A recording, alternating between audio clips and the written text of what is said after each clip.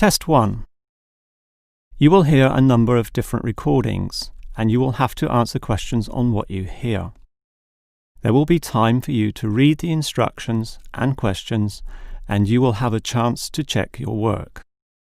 All the recordings will be played once only. The test is in 4 sections. At the end of the test, you will be given 10 minutes to transfer your answers to an answer sheet. Now turn to Section 1. Section 1.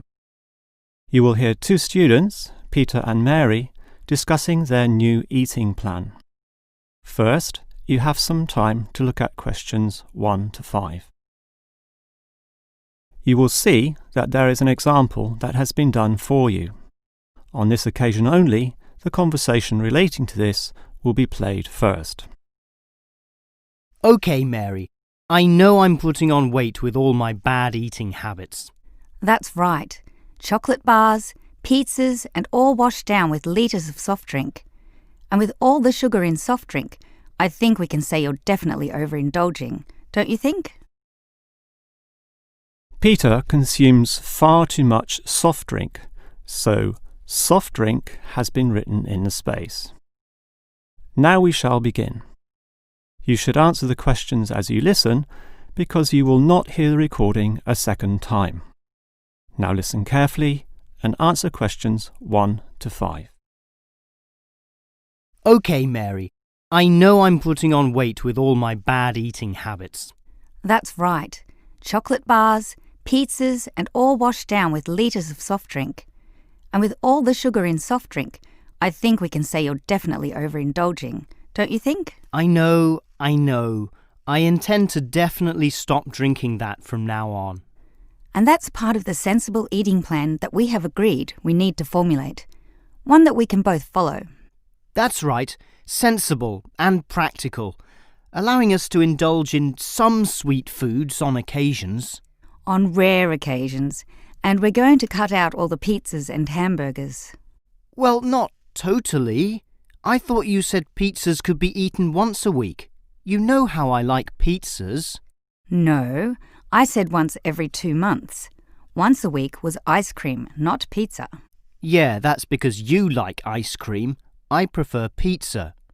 Peter, if you want to lose weight, you need to be disciplined in both what you eat and what you do, which brings us to the issue of exercise. That's right. So, jogging twice a week and hiking on Saturdays, right? No, hiking is Sundays, allowing Saturdays for the light walking exercise. I've investigated and discovered there are a lot of walking trails around this suburb, with many beautiful places if you just look around. So, what's happening this Saturday?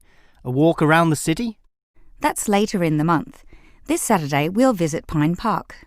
Hill Park is nicer, with great views too. Yes, but we have to travel too far to reach Hill Park, so I ruled that out, and I love the smell of pines. And what about the weekday meals? Salads every night, I suppose. No, it's important to vary the meals so that the food remains interesting and fun. The only common factor is the fruit juice, but otherwise we'll have a variety of healthy fare, from salads to fish to lean meat. I'd rather have meat every night, but you're the boss.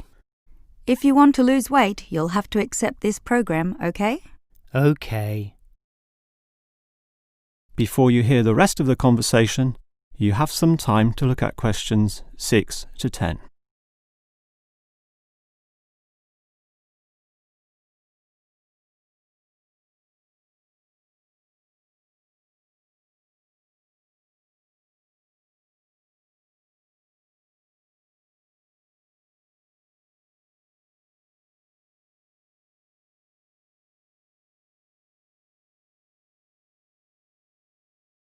Now listen and answer questions 6 to 10. Now, Mary, you said we could have a little treat in our diet plan 3 times a week, specifically Tuesdays, Thursdays and Sundays. Yes, a very small treat, but something to reward us for all the discipline shown.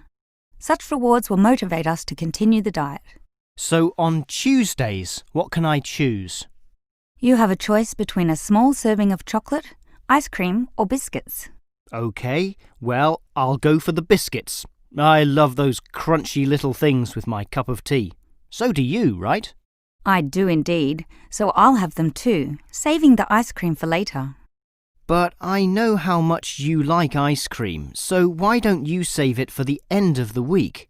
That will give you the motivation to keep going, and you can have chocolate midweek. That's a good idea, but I think the most important thing is for you and I to eat different things on those other 2 days. Well, if you think that way, I'll eat the ice cream on Thursdays, not the chocolate, OK? Well, if you're having that, then I can't have ice cream. In order to be different, I'll have the chocolate. So we can compare our different snacks, and maybe even share a little with each other. Exactly. And the variety and fun involved will take our minds of wanting more. Eating for fun. A good idea. And then you can have the chocolate on Sunday, right? But I like biscuits. Actually, I want biscuits again to have with my cup of tea. But you have the biscuits on Monday, remember? And we can't repeat. Oh, come on. This isn't fixed in concrete. I can have them again instead of chocolate. You might like variety, but I don't. I'm a creature of habit. Well, the whole point of this was to taste different snacks. But if you want the same thing, OK. I, for one, am sticking to the original plan, with ice cream to finish the week and not another dose of chocolate. That is the end of section 1. You now have half a minute to check your answers.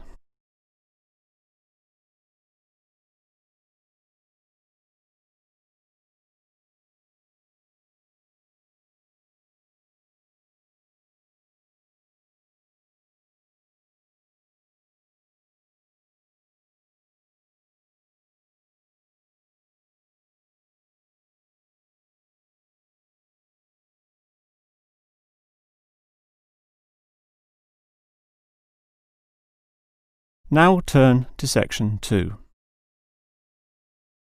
Section 2. You will hear a childcare worker telling some mothers about the advantages of her centre. First, you have some time to look at questions 11 to 16.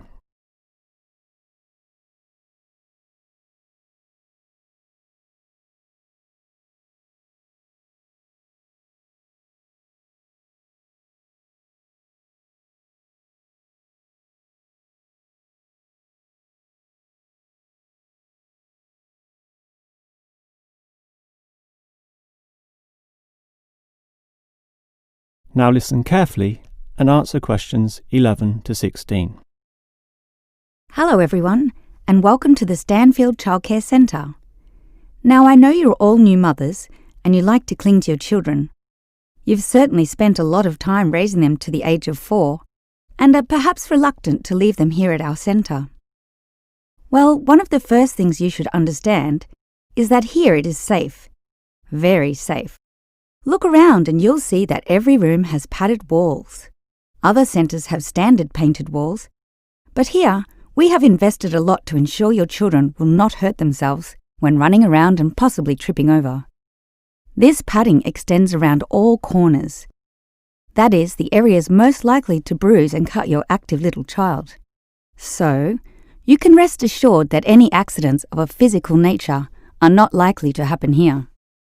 Now, you don't want to dump your child at this centre and let them waste their time. You want them to learn, and that's one of the greatest assets of our establishment. Our staff are not only trained childcare workers, but all of them have a special skill which they can impart to your child. Whether it be teaching the ABC, some basic mathematics, artistic skills, or physical education. We are particularly known for our preschool literacy program and have a wealth of learning toys specially designed to develop your child's potential. Of course, one concern many mothers have is that, in environments such as these, colds and flus and other viral nasties can be easily spread around. It's a very legitimate concern, and one which we take seriously, and we pride ourselves on our precautions. For a start, unlike most centres which clean with standard detergents, we disinfect every service at the end of every day. using a special disinfectant wash. Some places just wipe surfaces daily with a damp cloth, but not us, and that's just the start. We also physically check your children when they arrive every day, and if we feel your child is sick, we ask him or her to wear a face mask to ensure germs are not transmitted. If your child is noticeably sick, then we ask you to take them back home to recover. This might sound a little unkind, but we hope parents can understand that these measures are for the benefit of all. Before you hear the rest of the talk, you have some time to look at questions 17 to 20.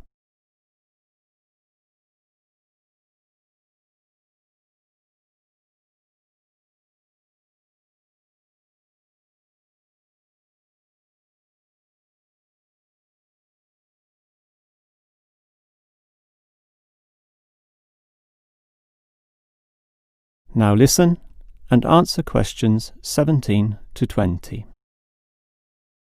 Now at Stanfield Childcare Centre, we have excellent childcare officers, and let me briefly introduce them.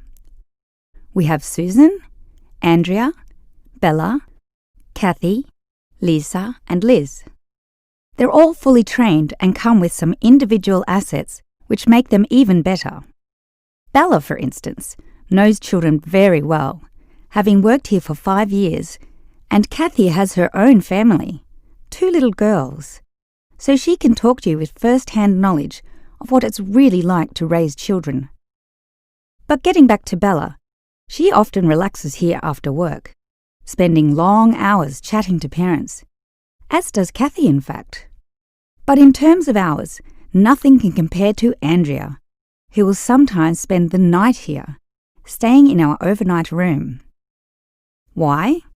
Because this centre is very friendly and simply a great place to be. Bella, for example, used to be quite shy herself, but now is marvellous with the little kiddies, as outgoing as any of them. We let Kathy, though, deal with the particularly quiet and introverted children, since having her own family, she knows what can really bring them out.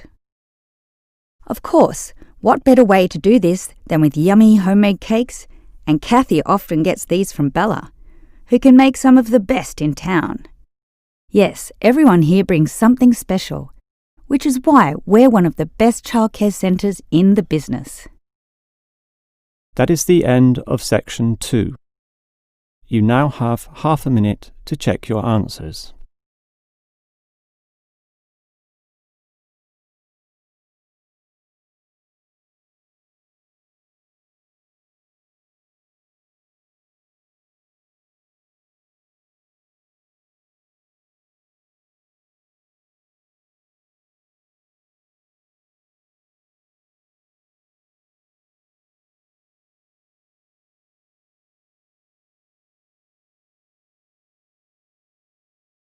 Now turn to section 3.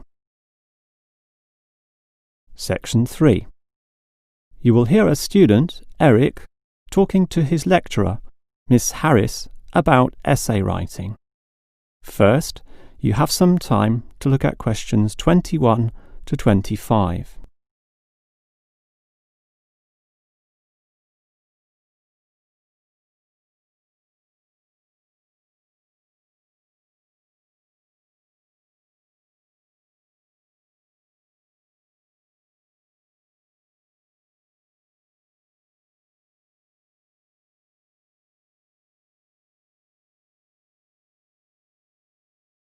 Now listen carefully and answer questions 21 to 25.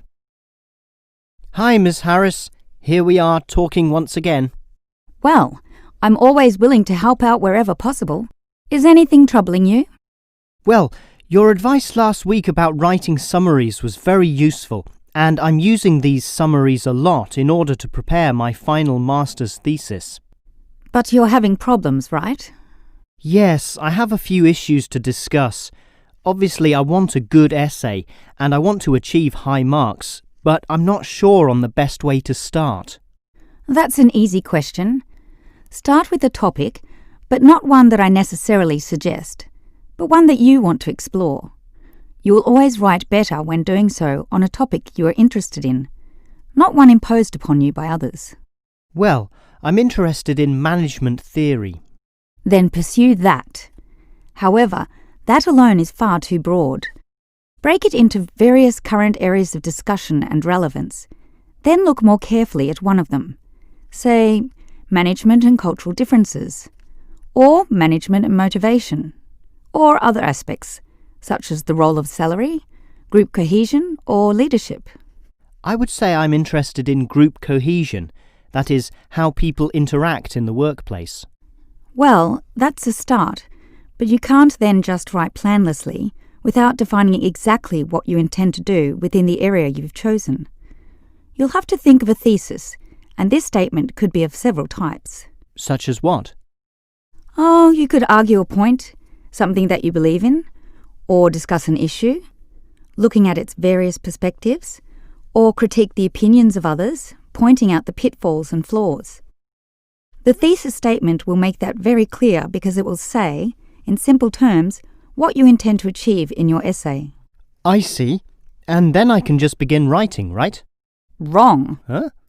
If your essay is going to be clear, it needs to be logical and organised, and this means you'll need an outline.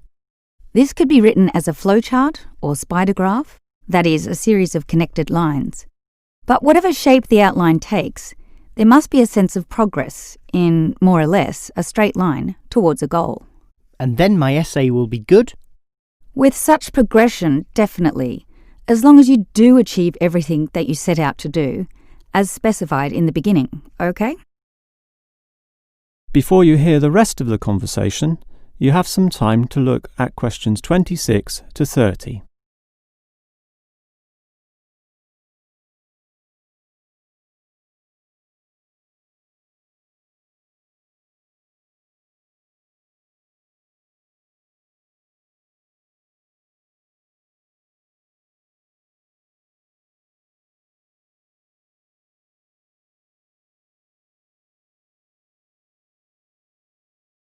Now listen and answer questions 26 to 30. Well, Ms. Harris, your advice about essay writing all sounds very useful, solid and step by step, so I'll certainly follow that. But can you tell me in more general terms, what constitutes the best essay? Oh, there are many aspects to consider, but one of the most important is certainly original thinking. The best essays are written by people who think for themselves, and not just copy or imitate established views. I think I can do that. But remember, you can't just give a list of unsupported assertions. There needs to be support as well. A chain of logic linking each step in your argument. Right. Yet that alone is not enough.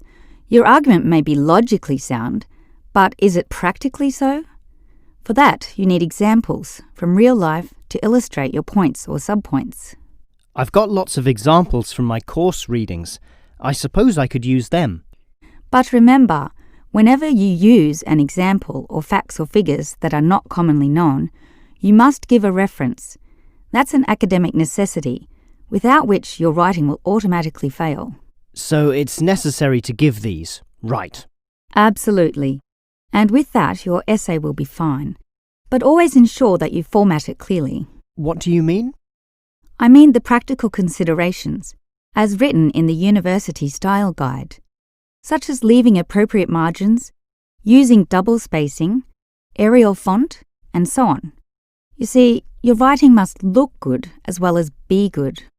I can certainly do that. And finally, related to the previous point, you need to respect the number of words required.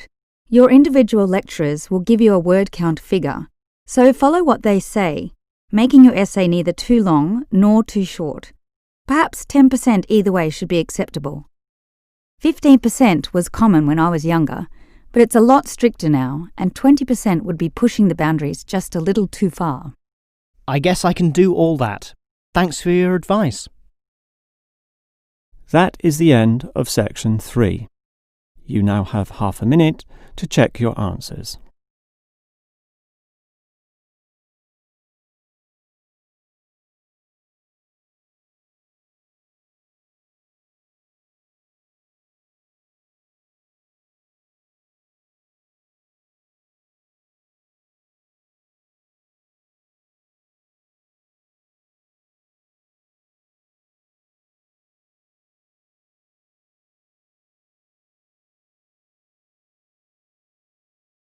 Now turn to Section 4.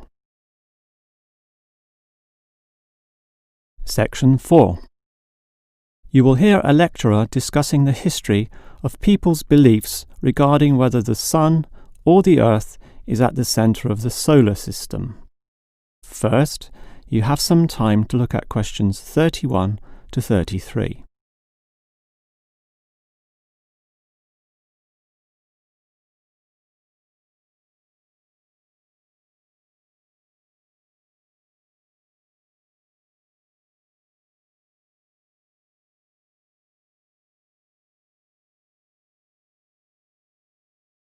Now listen carefully and answer questions 31 to 33. When looking at the night sky, the stars appear to revolve around the Earth, rising in the east and disappearing in the west. The Earth itself seems solid, fixed and stable, and such common sense perception suggests that the Earth is the centre of the universe. This is known as geocentrism, with geo meaning Earth, and all pre-modern civilizations drew this conclusion. We now know, of course, that the Earth revolves around the Sun, and this is called heliocentrism, with helio meaning sun. But historically, it took quite a while for this to be deduced. As early as the 3rd century BC, an ancient Greek astronomer, Aristarchus of Samos, proposed heliocentrism, but received little support from his peers. Similarly, throughout subsequent history, isolated individuals proposed this new idea, but again, no one was listening. Geocentrism just seemed too logical to refute. Geocentrism also fitted the views of the established Christian Church, who could quote biblical passages such as, "The world also shall be stable, that it be not moved." Those who dared disagree were subject to accusations of heresy, often with dire punishments to follow. The trouble was, as the night sky was observed more closely, that simple revolution of the stars proved not so simple at all. In relation to the other stars, some steadily wandered in given directions, then sometimes reversed for months, and disappeared altogether. They were called planets, meaning wanderers. In addition, the position of the Sun and Moon altered slightly over the year, and comets, those mysterious glowing spots, would come and go. In order to predict the motion of the planets and accurately serve the primary purpose of navigation for sailing ships, increasingly elaborate mathematical models were needed, a sure sign that something was not quite right. Before you hear the rest of the lecture, you have some time to look at questions 34 to 40.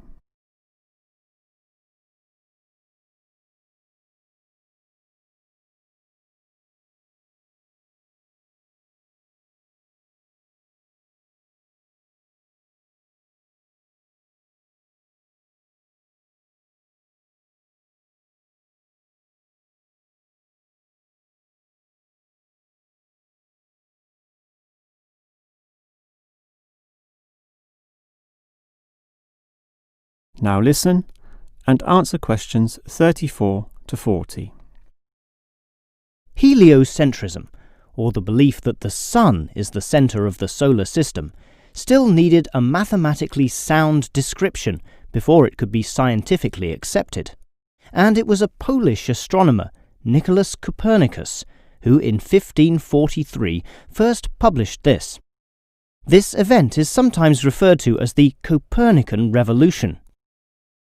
Copernicus himself certainly feared the consequences of his proof, knowing full well it might invoke the anger of the established church. Probably for this reason, he waited until the last year of his life, when he was sick and dying, to release his findings. In addition, the preface of the book, written by a respected member of the church, stated that the model was not necessarily correct. As a result of this, there was no revolution whatsoever. In fact, the book received scant attention in the subsequent decades, apart from a few irate clergymen who angrily dismissed the whole scheme as irrelevant. Yet the following generations of astronomers did not always fare so well. The Italian scientist Galileo got into trouble, as did a fellow Italian with the surname Bruno, Giordano Bruno, who was burnt at the stake. Yet ultimately nothing could slow the spread of heliocentrism across Europe. It formed the basis of Isaac Newton's great work on the motion of the planets, a work which implied that even the sun, around which the Earth circled, was itself in motion around a common centre of gravity. No discourse about heliocentrism could finish without mentioning that, somewhat unbelievably, there still exist those today who choose to believe that the Earth is the centre of the universe. Modern geocentrism is usually the result of literal interpretations of the Bible, which is the cornerstone of these people's beliefs.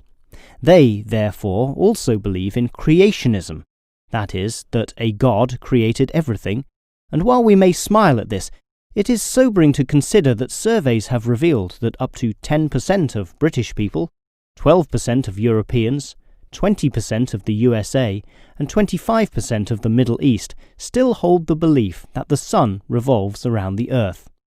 One can only wonder what Copernicus would have thought of this. That is the end of section 4. You now have half a minute to check your answers.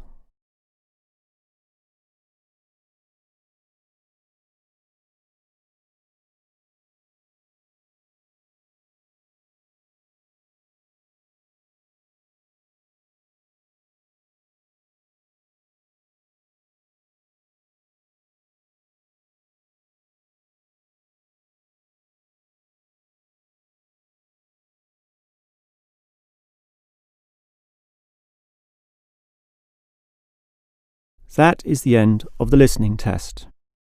In the real IELTS test, you would now have 10 minutes to transfer your answers to the answer sheet.